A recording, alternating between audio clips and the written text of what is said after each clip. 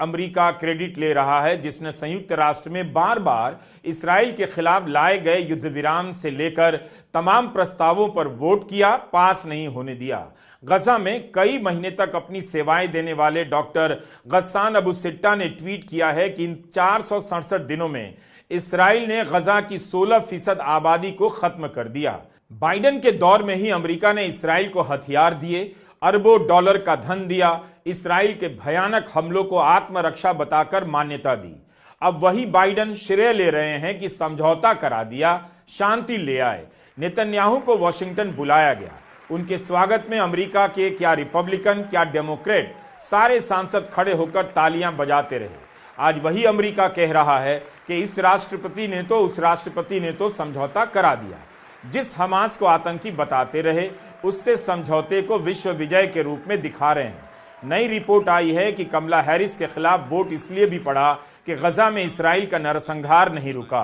अपनी सरकार को हराकर बाइडेन किस विश्व विजय का दावा कर रहे हैं। यह समझौता महत्वपूर्ण तो है, इसे लेकर यह देखा जाएगा कि इसराइल को तत्काल क्या नुकसान हुआ और इसके बदले भविष्य में उसे क्या फायदा होने जा रहा है। इसराइल का रिकॉर्ड भी देखना चाहिए। एक सवाल यह भी है कि इसराइल ने गजा में क्या किया है।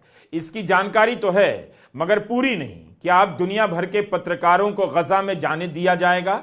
यह रिकॉर्ड पर है कि इसराइल ने 4000 पत्रकारों को गजा में जाने नहीं दिया। गजा में इंटरनेट बंद कर दिया गया। बिसान गजा की आवाज बन गई। उनके कई साथी पत्रकार मार दिए गए, लेकिन बिसान ने अपनी रिपोर्टिंग उस हालत में भी जारी रखी। बिसान का एक बयान उनके इंस्टाग्राम अकाउंट पर डाला गया है, जिसमें वे कह रही हैं कि 467वां दिन है, मैं अभी तक जिंदा हूं। लोग सीज फायर की घोषणा का इंतजार कर रहे हैं, हताश हैं, घायल हैं, थक चुके हैं, मगर खड़े हैं। ये याद रखिए कि सीज फायर की घोषणा गजा और फिलिस्तीन के नरसंहार के अंत की घोषणा नहीं है। 2 चरणों में सीज फायर होगा। पहले वाला अस्थायी है, दूसरे के अंत के बाद हो सकता है युद्ध खत्म हो जाए, पर लोगों में उम्मीद है कि किसी तरह से यह किलिंग मशीन रुक जाए। मगर यह फिलिस्तीनी लोगों की अंतिम मांग नहीं है।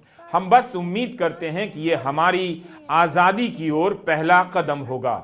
गजा को केवल बमबारी रुकने का नहीं, बल्कि फिलिस्तीन की आजादी का भी इंतजार है। बिसान बता रही हैं कि समझौते की खबर आने के बाद भी लोग मारे गए हैं। वे अपने वीडियो में गजा के लोगों के झूमने की तस्वीर दिखाती हैं। लोग खुश हैं। कबीर की पंक्तियां याद आ रही हैं, साधो ये मुर्दों का गांव, पीर मरें पैगंबर मरी हैं जिंदा जोगी, राजा मरी हैं प्रजा मरी हैं वैद और रोगी। कातिलों ने ऐलान किया है कि अब हम कत्ल नहीं करेंगे। हमने कत्लेआम रोकने की डील कर ली है। हम पहले भी रोक सकते थे, मगर हमसे कत्लेआम रुक नहीं रहा था। अगर किसी को श्रेय देना है तो दीजिए दक्षिण अफ्रीका को और उसके राष्ट्रपति को, जिन्होंने अंतर्राष्ट्रीय अदालत में इसराइल के खिलाफ मुकदमा दायर किया। श्रेय देना है तो आयरलैंड, स्पेन, बोलिविया, वेनेजुएला जैसे देशों को दीजिए, जिन्होंने इसराइल के अपराधों को बहुत पहले पहचान लिया और नेतन्याहू के खिलाफ प्रतिबंध लगा दिया। अंतर्राष्ट्रीय अदालत के आदेश के बाद आज नेतन्याहू 120 से अधिक देशों में गिरफ्तार किए जा सकते हैं। याद रहे कि अदालत के इस आदेश की अमेरिका ने निंदा की थी। इनमें भारत के प्रधानमंत्री मोदी का नाम नहीं है। वैसे भारत के अखबारों में युद्ध वही रुकवा रहे थे। कितनी हेडलाइन छप गई मोदी जी को लेकर कि यूक्रेन रूस से लेकर इसराइल के हमले को रुकवाने में लगे हैं, इनकी भी भूमिका है। लेकिन जब समझौते की खबर आई तो ना उनके नाम की चर्चा है, ना भारत की। अमेरिका के बयान में तो है भी नहीं। संयुक्त राष्ट्र के महासचिव ने भी अपने बयान में भारत और प्रधानमंत्री मोदी का नाम नहीं लिया, जबकि यहां का गोदी मीडिया आपको टहला रहा था मोदी जी वॉर रुकवा रहे हैं। बाइडेन कह रहे हैं उन्होंने 31 मई 2024 को ही प्लान तैयार कर लिया था, जिसे संयुक्त राष्ट्र की सुरक्षा परिषद ने भी मंजूरी दी थी।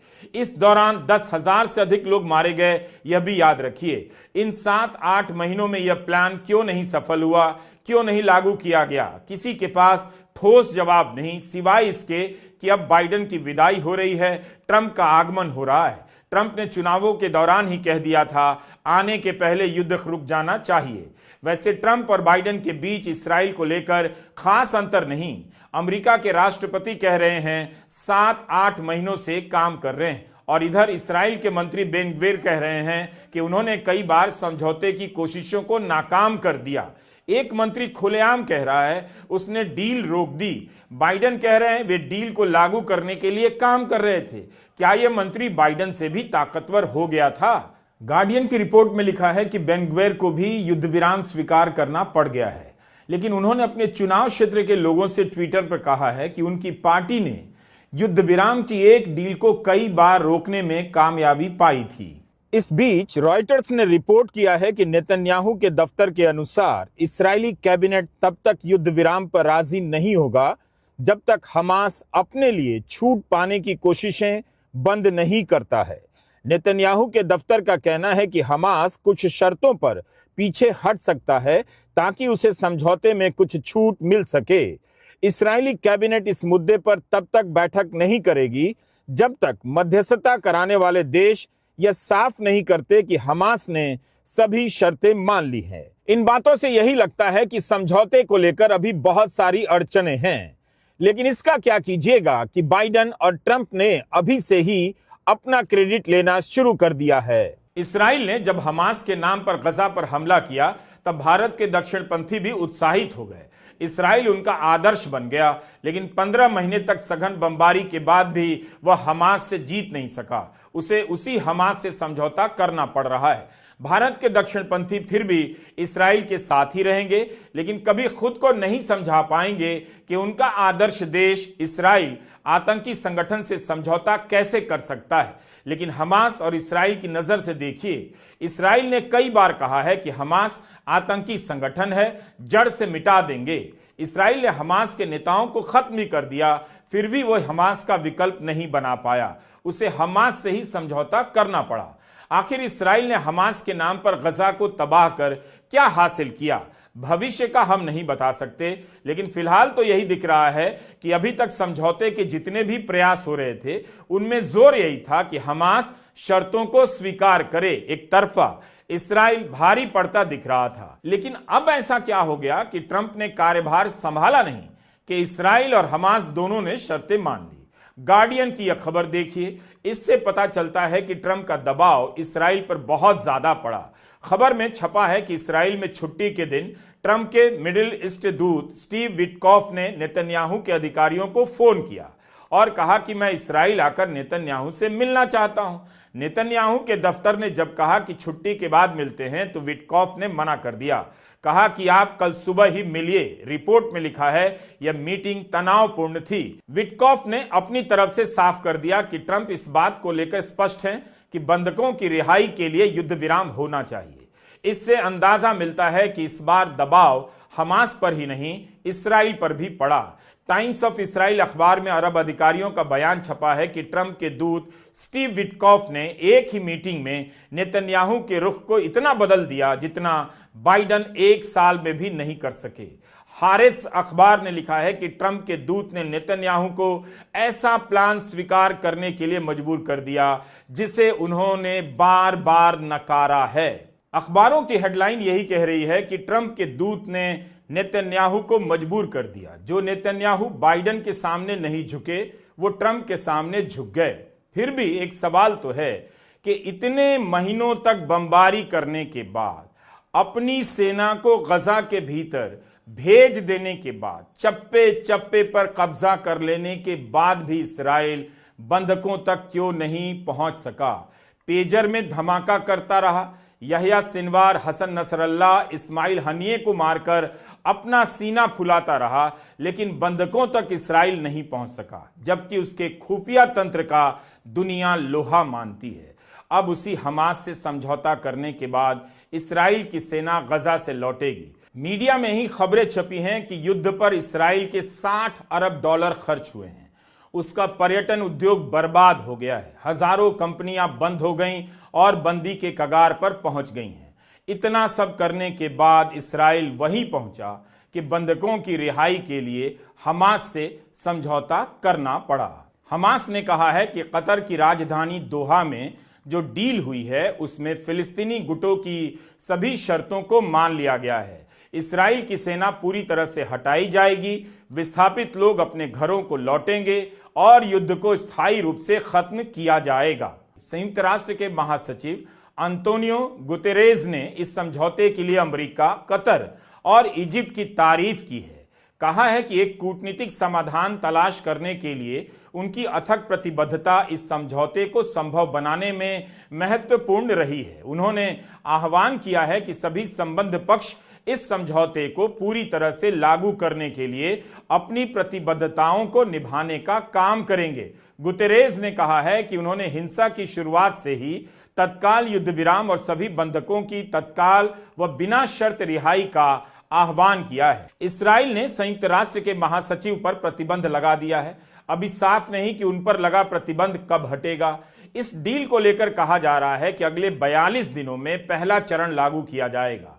इस चरण में हमास 33 बंधकों को रिहा करेगा और उसके बाद आने वाले 2 चरणों में 98 बंधक रिहा किए जाएंगे। इस्राएल की सेना गजा पट्टी से वापस चली आएगी, तब जाकर युद्ध का अंत होगा। युद्ध का अंत अभी नहीं हुआ है। देखना होगा कि पहले चरण में बंधकों की रिहाई किस तरह से होती है। इस्राएल ने अभी तक कोई आश्वासन नहीं दिया है। सारे बयान अमेरिका, मिस्र और कतर से आए हैं। यह भी खबर है कि इस्राएल भी 1000 से ज्यादा फिलिस्तीनी बंधकों को रिहा करेगा। इस्राएल में ही इसे लेकर एक राय नहीं। दक्षिणपंथी समर्थकों का मानना है कि इस्राएल को बंधकों की रिहाई के बाद युद्ध जीतने पर जोर देना चाहिए, तो बहुत से लोग मानते हैं कि रिहाई के बाद युद्ध बंद कर देना चाहिए। इस्राएल 15 महीने से बमबारी कर रहा है, तब भी वह जीत का ऐलान नहीं कर पा रहा। उसे उसी हमास से समझौता करना पड़ा। तो अभी उछल कूद से बेहतर है आने वाले 42 दिनों को देखा जाए कि पूरा मामला किस तरह से दुनिया के सामने खुल रहा है। किस पर किस हद तक विश्वास किया जा सकता है, अभी देखना होगा। खुद नेतन्याहू और इस्राएल के राष्ट्रपति आइजैक हर्जोग ने इस्राएली संसद में कहा है कि गजा में कोई भी निर्दोष नागरिक नहीं है। वे बार बार गजा के लोगों को हमास का आतंकी ही बताते रहे, बेकसूर नागरिक मानने से इनकार करते रहे। गजा के 20 लाख लोगों को 7 अक्टूबर की घटना के लिए जिम्मेदार बना दिया। इस्राएल के एक मंत्री ने कहा था, गजा पर परमाणु बम ही गिरा देना चाहिए। इस्राएल फिलिस्तीन के वजूद को कभी स्वीकार नहीं करता। इस बीच तेल अवीव में नेतन्याहू के खिलाफ ही प्रदर्शन होने लगे हैं। युद्ध को लेकर वहां की जनता का धीरज जवाब देने लगा है। हमास के मामले में इस्राएल को थोड़ी सफलता तो मिली है। नवंबर 2023 में हमास ने 105 बंधकों को रिहा किया था। उस समय 1 सप्ताह के लिए सीज फायर की घोषणा हुई थी। तब इस्राएल अपनी जेलों से 240 फिलिस्तीनी नागरिकों को छोड़ने के लिए मजबूर हुआ था। लेकिन अब उसे समझौता क्यों करना पड़ा? अच्छी बात है, बंधक रिहा हो रहे हैं, सुरक्षित घर लौट रहे हैं और अमेरिका ने उनकी रिहाई सुनिश्चित कर दी है। उनकी कहानी सामने आएगी तब और भी बहुत बातों का पता चलेगा। नेतन्याहू के सामने एक बड़ी चुनौती है ट्रंप के साथ उन्हें अगले 4 साल तक डील करना है। ट्रंप इस्राएल के हितों के एकदम खिलाफ जाएंगे और फिलिस्तीन के सपनों को पूरा करेंगे, इस भ्रम में किसी को भी नहीं रहना चाहिए। अभी इस्राएल ईरान को और कमजोर करने के लिए ट्रंप पर निर्भर रहेगा, सऊदी अरब से और बेहतर डील करने के लिए निर्भर रहेगा। ट्रंप के पहले कार्यकाल में सऊदी अरब और इस्राएल के बीच कूटनीतिक संबंध कायम हुआ। यह सब इस्राएल के मंसूबे के हिसाब से ही है। तो ऐसा नहीं है कि ट्रंप ने इस्राएल को कुछ नहीं दिया, काफी कुछ दिया है। इस्राएल ने युद्ध जरूर किया, लेकिन अकेले अपने दम पर नहीं, अमेरिका के पैसे और सैनिक मदद के दम पर। इससे इस्राएल की कमजोरी भी दिखी कि वह अकेले नहीं लड़ सकता। इसलिए भी नेतन्याहू ट्रंप को नाराज नहीं कर सकते, जिनकी घोषित नीति है कि अमेरिका दूसरे की जमीन पर युद्ध नहीं करेगा। अरब देशों को इसमें कुछ नहीं मिलने वाला। पहले भी उनकी भूमिका नाम की थी, आगे भी रहेगी। अरब देशों के पास ना तो नैतिक शक्ति है, ना सैनिक शक्ति। संयुक्त राष्ट्र के महासचिव ने इस समझौते को पहला कदम बताया है। कहा है कि हमें बड़े लक्ष्य को हासिल करने के लिए सभी प्रयास करने होंगे। ये लक्ष्य क्या है? इस्राएल के कब्जे वाले फिलिस्तीनी क्षेत्र की एकता, उनकी एकजुटता और अखंडता की बहाली का। क्या इस्राएल इसके लिए तैयार होगा? महासचिव अंतोनियो गुतेरेस ने जोर देकर कहा है, स्थायी शांति और स्थिरता हासिल करने के लिए फिलिस्तीनी एकता आवश्यक है और एकीकृत फिलिस्तीनी शासन सर्वोच्च प्राथमिकता बनी रहनी चाहिए। इस्राएली कब्जे को समाप्त करने और दोनों के बीच बातचीत के जरिए 2 राष्ट्र समाधान हासिल करने की आवश्यकता पर जोर दिया जाना चाहिए। अमेरिका के राष्ट्रपति जो बाइडेन ने भी कहा है कि फिलिस्तीन को अलग राज्य के रूप में मान्यता दी जानी चाहिए। इसे 2 स्टेट सॉल्यूशन कहा जाता है, जिसके तहत इसराइल और फिलिस्तीन एक दूसरे के पड़ोसी राज्य होंगे। अमेरिका ने कई दशकों से इस प्रस्ताव का समर्थन किया, बाइडेन ने भी किया। दुनिया के अधिकतर देश इसका समर्थन करते हैं। अपने पिछले कार्यकाल में ट्रंप ने ऐसे ही एक प्रस्ताव 2 स्टेट मॉडल का पेश किया, जिसे फिलिस्तीनी लोगों ने ठुकरा दिया। ट्रंप ने इसे अपना पीस प्लान बताया था। क्या वे फिर से उसी प्रस्ताव